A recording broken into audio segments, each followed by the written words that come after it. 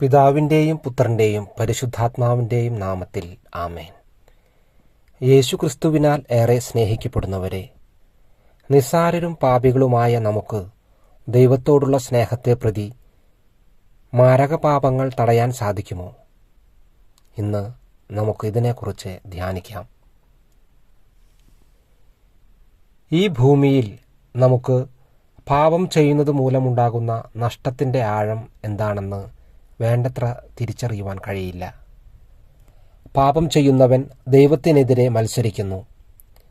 ദൈവപുത്രനായ യേശുക്രിസ്തുവിൻ്റെ മരണത്തിന് കാരണമായത് പാപമാണ്. വിശുദ്ധ ബെർണാർഡിൻ്റെ വാക്കുകൾ അനുസരിച്ച് മനുഷ്യൻ പാപം ചെയ്യുമ്പോഴെല്ലാം ദൈവത്തെ കൊല്ലുന്നു.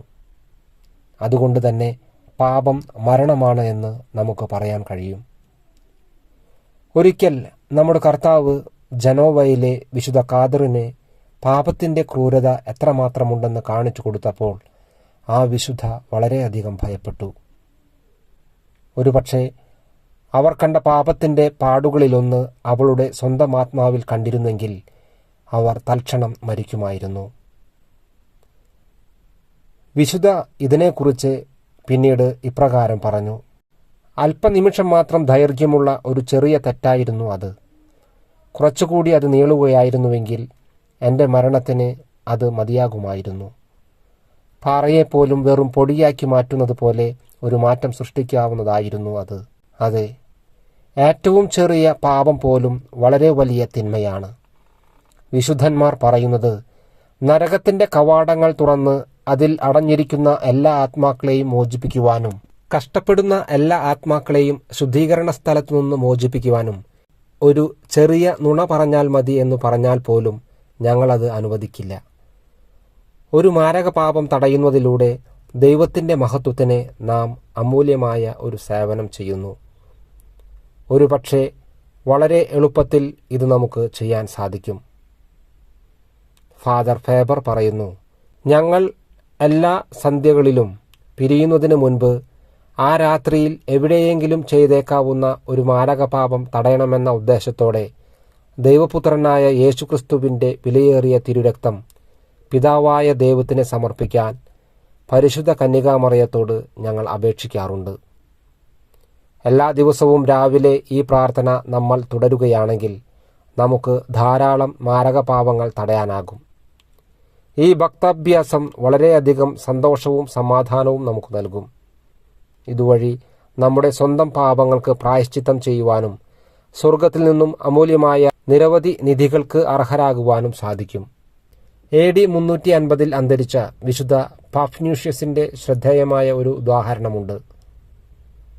വർഷങ്ങളോളം മരുഭൂമിയിൽ താമസിച്ചുകൊണ്ട് കഠിനമായ തപസ്സുകളിലൂടെ തൻ്റെ വിശുദ്ധീകരണത്തിനു വേണ്ടി പ്രയത്നിച്ചു കൊണ്ടിരുന്ന അദ്ദേഹത്തിന് ഒരിക്കൽ തന്നെപ്പോലെ തന്നെ യോഗ്യതയുള്ള മറ്റൊരാളെ കാണണമെന്ന ആഗ്രഹമുണ്ടാവുകയും അത് തൻ്റെ പ്രാർത്ഥനയിൽ എല്ലാവിധ വിനയത്തോടും ലാളിത്യത്തോടും കൂടി ദൈവത്തോട് അപേക്ഷിക്കുകയും ചെയ്തു.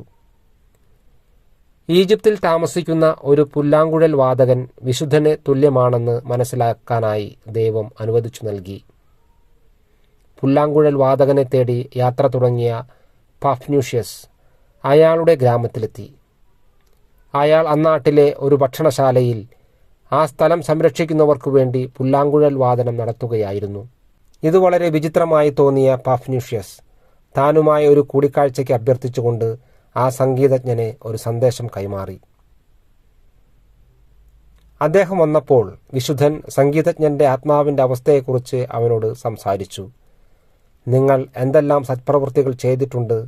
പാഫ്ന്യൂഷ്യസ് ചോദിച്ചു. അങ്ങനെ എന്തെങ്കിലും ചെയ്തതായി താൻ ഓർക്കുന്നില്ലെന്നു പറഞ്ഞ പുല്ലാങ്കുഴൽ വാദകൻ ഒരിക്കൽ താൻ മോഷണം ചെയ്തുകൊണ്ട് ജീവിച്ചിരുന്നപ്പോൾ ദൈവത്തിന് സമർപ്പിക്കപ്പെട്ട ഒരു കന്യാസ്ത്രീയുടെ ചാരിത്രം സംരക്ഷിക്കാൻ സാധിച്ചിട്ടുണ്ട്.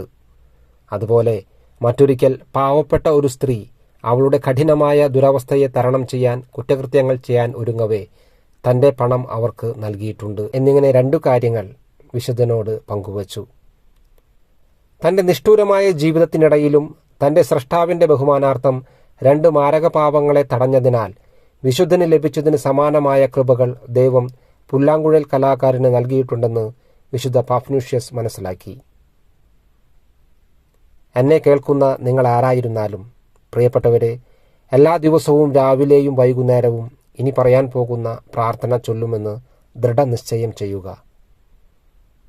പരിശുദ്ധയും നിഷ്കളങ്കയുമായ കന്യകാമറിയമേ, ഇന്നേ ദിവസം അല്ലെങ്കിൽ ഈ രാത്രിയിൽ നടക്കാനിരിക്കുന്ന മാരകപാപം തടയപ്പെടുന്നതിനായി അങ്ങേ ദൈവപുത്രനായ യേശുക്രിസ്തുവിൻ്റെ ഏറ്റവും വിലയേറിയ തിരുരക്തം നിത്യപിതാവിനെ സമർപ്പിക്കണമേ. ഈ പ്രാർത്ഥനയോടൊപ്പം ദൈവമാതാവിൻ്റെ ബഹുമാനാർത്ഥം ഒരു കൃപ നിറഞ്ഞ മറിയമേ എന്ന പ്രാർത്ഥന കൂടി ചൊല്ലണം. ഇപ്പോൾ തന്നെ ഈ പ്രാർത്ഥന എഴുതിവെച്ച് ഈ സമർപ്പണം വളരെ സ്ഥിരോത്സാഹത്തോടെ ചെയ്യുകയും മറ്റ് ഭക്താത്മാക്കളെ പഠിപ്പിക്കുകയും ചെയ്യുമെന്ന് പ്രതിജ്ഞ ചെയ്യുക. അതുവഴി നിങ്ങൾക്ക് അളവറ്റ നേട്ടം ഉണ്ടാകുമെന്നതിൽ തർക്കമില്ല.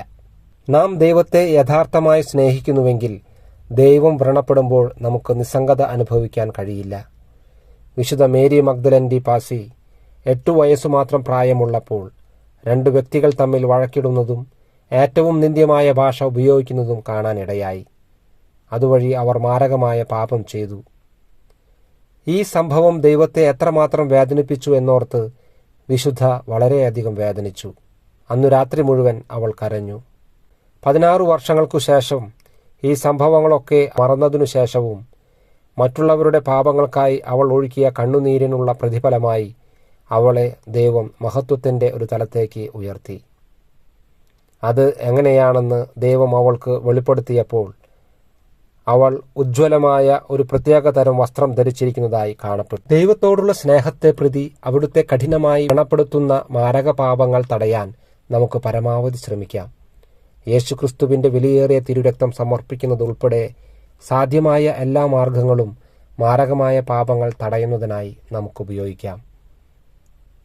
പ്രിയമുള്ളവരെ, മാരകപാപികളുടെ മാനസാന്തരത്തിനും അവർ ദൈവസ്നേഹത്തിൻ്റെ രുചി അറിയുന്നതിനുമായി നമുക്ക് പ്രാർത്ഥിക്കാം.